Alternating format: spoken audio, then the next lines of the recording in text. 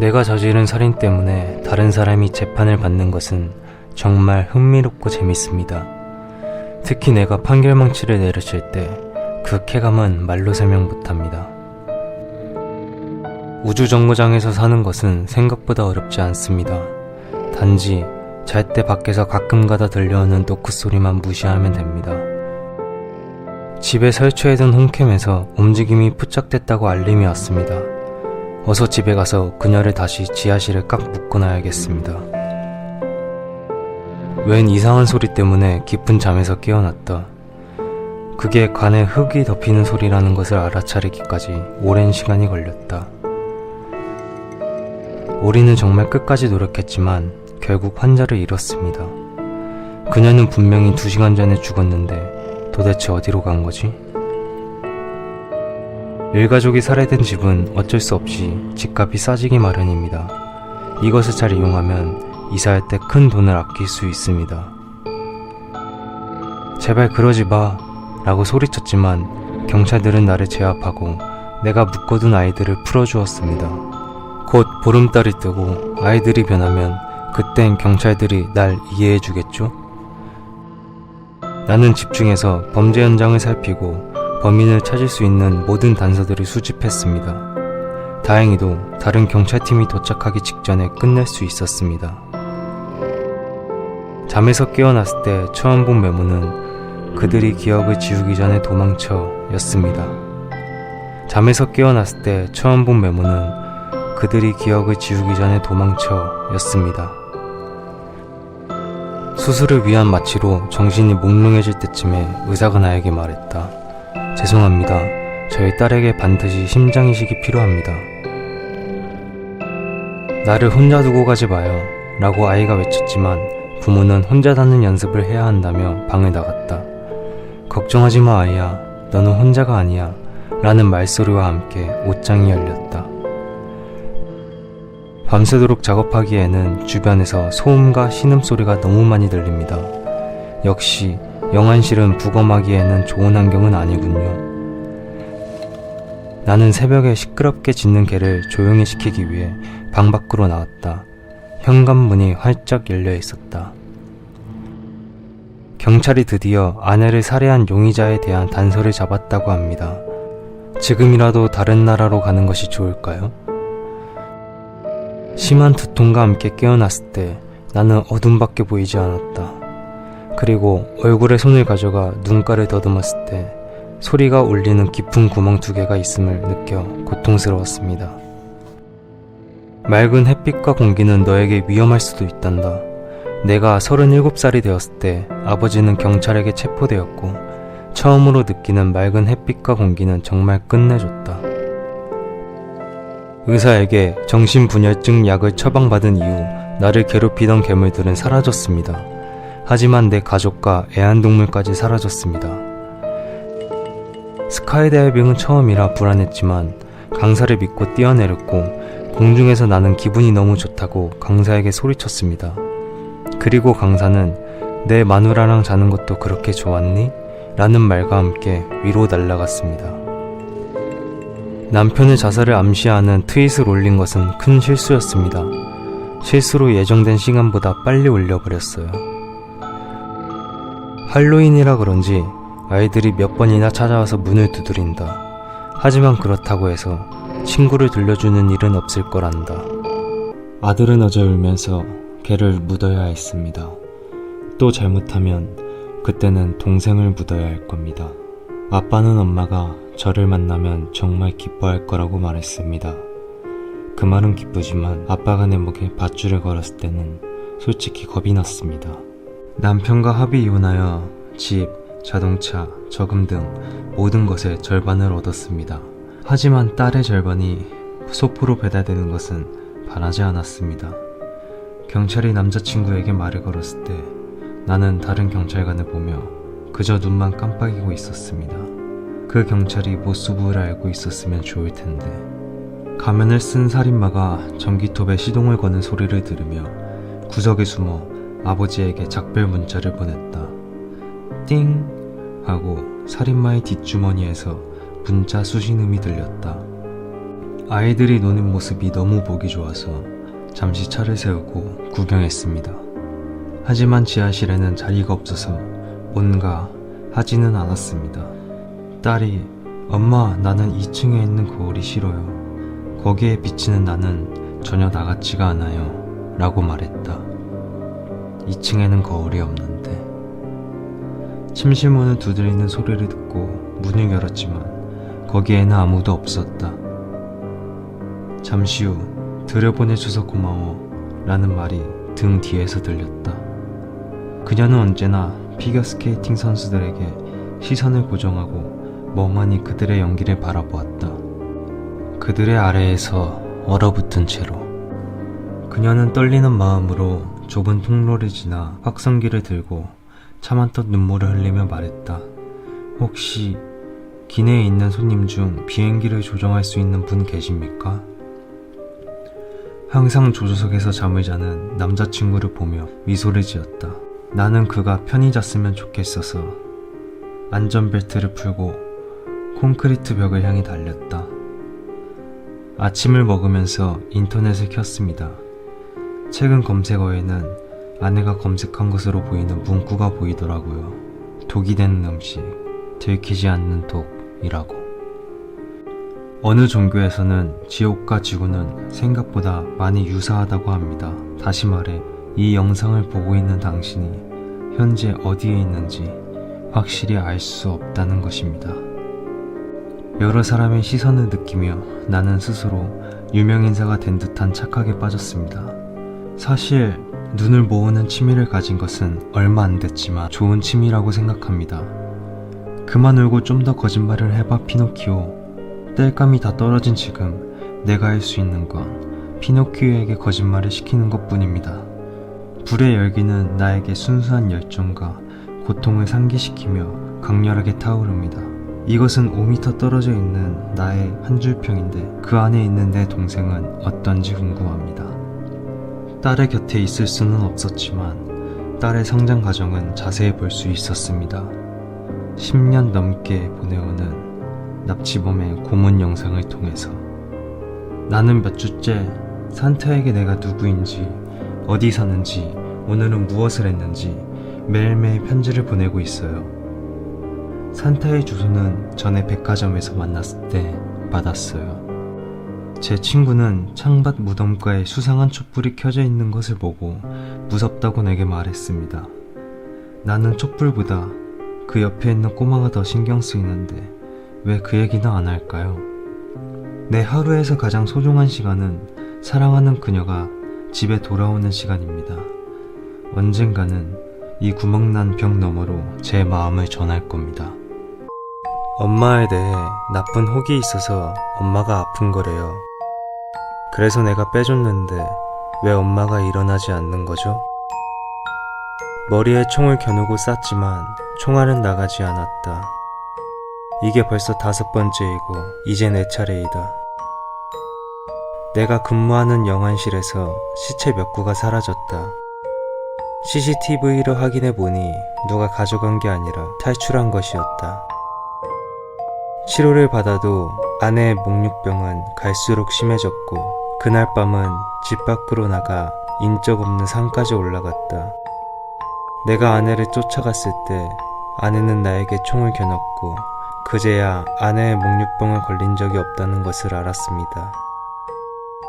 친구들은 내 남자친구가 내 아버지와 닮았다고 합니다. 내 다리에 새로 생긴 멍을 보면서 그는 역시 내 아버지와 닮았다고 깨달았습니다. 우와, 벌써 수족관에 도착했어요? 아이에게 우리가 아직 차에서 내리지 않았다는 것을 어떻게 설명해줘야 할까요? 가능한 모든 시나리오를 검토했지만 탈출할 수 있는 방법이 없습니다. 지하실 문을 보면서 포로가 절망할 것을 생각하니 미소가 지어졌습니다. 소녀는 무엇이든지 들어준다는 천사에게 제 암이 사라졌으면 좋겠어요 라고 말했다. 그러자 천사는 미안하지만 다른 사람의 소원은 취소시킬 수 없어 라고 대답했다. 딸이 내 머리색이 저랬으면 좋겠어요 라며 한 여자를 가리켰다. 딸에게 이제 새로운 가발이 필요한 것 같아서 그 여자를 잘 기억해두고 칼을 갈았다. 술집에서 한 여자를 만났고 금방 친해졌다. 우리는 같이 술집을 나와 그녀 집으로 향해 가고 있는데 한 골목을 지나갈 때 그녀가 쓰레기통을 가리키며 이 안에 내 몸이 숨겨져 있어 라고 말했다. 사람들은 제 유튜브에서 이 괴담을 보는 것을 좋아하더라고요. 난 지금 당신이 이 괴담을 보고 있는 것을 보는 걸 좋아해요. 3시간 만에 숲에서 잃어버린 여자친구를 찾았습니다. 어떻게 밧줄을 풀었는진 모르겠지만 다음에는 좀 더 단단한 걸 준비해 봐야겠습니다. 할머니는 가끔 남편은 전쟁에서 돌아왔나요? 라며 치매 증상을 보입니다. 그게 할머니의 속임수라는 건 창고에 묶여있는 할아버지를 발견했을 때입니다. 나는 해변에 앉아있는 예쁜 소녀들을 지나치면서 저렇게 예쁜 얼굴을 가진다면 어떨까 궁금했다. 그런데 막상 소녀의 얼굴을 가져도 피냄새를 맡은 갈매기들이 몰려드는 거 말고는 딱히 재미가 없었다. 룸메이트가 3주째 방에서 나가지를 않습니다. 우울증인 건 알지만 냄새가 너무 심해서 어떻게든 해야겠습니다. 그녀는 불안에 떨며 급하게 차에 타 문을 잠갔다. 내가 이미 뒤에 타고 있는 것은 눈치 못 챈 모양이다. 악몽 속에서 실종된 딸이 갈라진 벽 틈 사이로 살려달라고 소리 지르고 있었다. 나는 깨어나자마자 얼른 달려가 벽의 틈에 석고를 덧칠했다. 최후 심판대에서 나는 그녀를 죽이지 않았다고 소리 질렀다. 사형 집행인이 나의 어깨에 손을 얹고 조용히 말했다. 알아. 나는 침착하게 아빠가 나를 어떻게 더듬었는지 판사에게 증언했다. 엄마가 시키는 대로. 나는 꿈에서 항상 같은 놀이공원에서 노는 꿈을 꾼다. 오늘 그 놀이공원에 입장권이 우편으로 왔다. 우리가 함께 산 지는 약 2달 정도 됐습니다. 다행히도 그녀는 아직 눈치를 못 챈 것 같습니다. 시계를 보며 사망 시간은 오전 4시 3분, 운명하셨습니다. 라고 말하자 옆에 있는 인턴이 움직이기 시작했다. 곧이어 오전 4시를 알리는 알림이 울렸다. 아버지에게 전화를 걸어 어머니가 10년 만에 돌아왔다고 말했다. 전화를 받은 아버지는 곧이어 집에 돌아오셨지만 어머니를 찾기보다 지하실로 데려가 무너진 벽을 보며 화냈습니다. 엄마를 구할 수 있는 의사가 되는 것이 꿈이었습니다. 아직 의사가 되지 않았지만 엄마가 느끼는 환각과 환청은 시각과 청각만 없애면 되니 간단했습니다. 가끔씩 반짝이는 것들을 물어오는 까마귀 덕에 생각보다 쏠쏠했습니다. 어느 날은 결혼 반지 같은 것을 하나 물어왔는데 아직 썩지 않은 손가락도 함께였습니다. 얼음 위에서 놀 때마다 얼음이 깨지지 않을까 하는 두려운 마음이 있었습니다. 하지만 반대편에 있으니 그 두려움은 나의 소망이 되었습니다. 정신을 차린 그녀는 자신이 꼼짝도 할 수 없다는 것을 알고 소리를 지르려 했지만 이미 매장은 시작되었습니다. 그녀의 눈에는 열심히 삽질하는 남편과 여동생이 보였고 언제부터 둘이 친했는지 궁금했습니다. 교회의 종소리를 들었을 때 나를 더럽게 한 것은 시간이 벌써 자정이라는 것이 아니었다. 아무것도 보이지 않는 숲 어딘가에 나 혼자였다는 것이다. 야심한 밤 집안에서 혼자 있는데 갑자기 TV가 켜졌다. 화면에는 나의 어린 시절 비디오가 재생되고 있었고 어린 시절 내가 카메라를 향해 손가락으로 쉿 하며 조용히 하라는 표정을 지었다. 아주 무섭고 끔찍한 살인자의 얘기를 들으며 공포에 떠는 손자가 너무 귀여웠다. 만족스럽게 나의 일기를 덮었다. 진짜로 깨끗하게 닦았다고요. 간호사는 억울하다는 듯이 몇 번이나 재사용한 주사 바늘에 대해 항변했습니다. TV에 나오는 내가 너무 신기해서 삼촌에게 달려가서 삼촌 내가 TV에 나왔어 라고 말했다. 근데 실종이 무슨 뜻이야? 엄마는 동생을 데리고 시장에 다녀오라고 말했습니다. 얼마나 될지 모르지만 가격을 잘 쳐줬으면 좋겠습니다. 상상을 거듭하면 실제로 사람과 대화하는 것처럼 연기를 할 수 있습니다.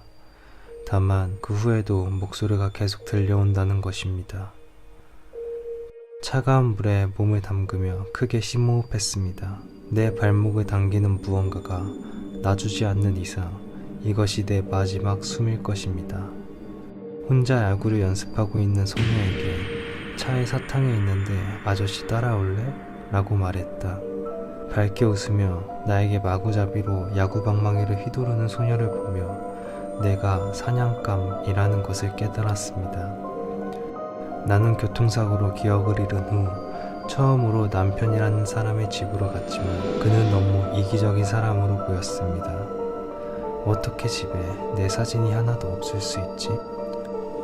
30분의 진통 끝에 아이의 머리가 보이기 시작하자 나는 생명의 경이로움을 느꼈습니다. 그치만 머리만 나왔을 때 그 경이로움은 공포로 바뀌었습니다. 부모님이 외출하신 사이에 누군가 집에 들어왔습니다. 주의를 끌기 위해 사슬을 흔들어 보았지만 지하실 벽이 너무 두껍습니다. 그는 내가 다른 남자와 관계를 하는 사진을 나에게 던지며 고함을 질렀다. 나는 그가 누구인지, 어떻게 나와 나의 남편의 사진을 찍었는지도 모르겠고 빨리 경찰이 오기만을 기다렸다. 칼이 내 피부를 따라 내려가는 것을 느끼며 나는 묘한 행복을 맛보았다. 뭐 아직은 내 피부가 아니었지만 나는 내가 쓰고 있는 책에 등장인물 몇 명을 죽이기로 결심했어. 그럼 분명히 내 자서전이 좀 더 재밌어질 거야. 의사들이 어머니에게 내가 이 병에서 완전히 회복될 것이라고 말했을 때 어머니는 울기 시작했습니다. 내가 엄마에게 민달팽이가 나를 좀 더 좋게 하는지 물었습니다. 집에 도착했을 때 엄마는 믹서기에 더 많은 민달팽이를 넣었기 때문입니다. 납치범은 나를 납치한 후 나에게 뉴스를 보게 만들었다. 아무도 당신을 그리워하지 않을 거라고 내가 말했잖아요. 모두가 안전하고 보호받고 있다는 사실을 알고 편히 잠을 잘 수 있었습니다. 정부가 만든 새로운 보안 드론 프로그램은 언제 어디서나 보고 있다는 것을 의미했습니다. 몇 달 동안 6살짜리 딸이 벽에 쌀이 있다고 말했어요. 나는 부셔진 우리의 집을 보면서 눈물을 흘리며 딸의 말을 이해하지 못한 나 자신을 자책했습니다. 침대 옆 탁자 위의 전화기에는 발신음이 들리지 않았습니다. 곧이어 나는 가위를 주머니에 넣고 아래층 현관문이 열리는 소리를 듣고 침대 밑으로 다시 들어갔습니다. 동굴 탐험 중에 쌍둥이 여동생이 사라진 지 일주일 후 수색 구조대가 마침내 그녀를 찾았습니다. 지금 내 옆에 있는 이것이 무엇인지 모르겠지만 그녀를 아주 잘 흉내내고 있습니다.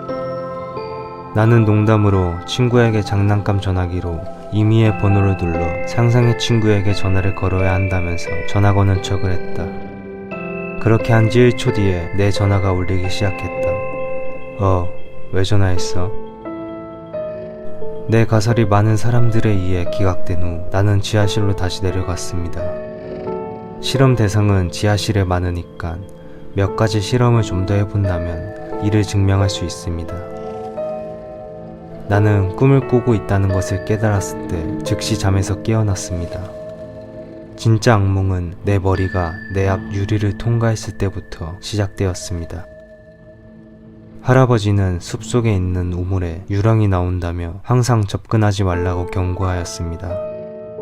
우리는 우물 속에 목소리가 들리기 시작할 때까지 할아버지를 믿지 않았습니다. 나랑 같이 놀자, 이리 와.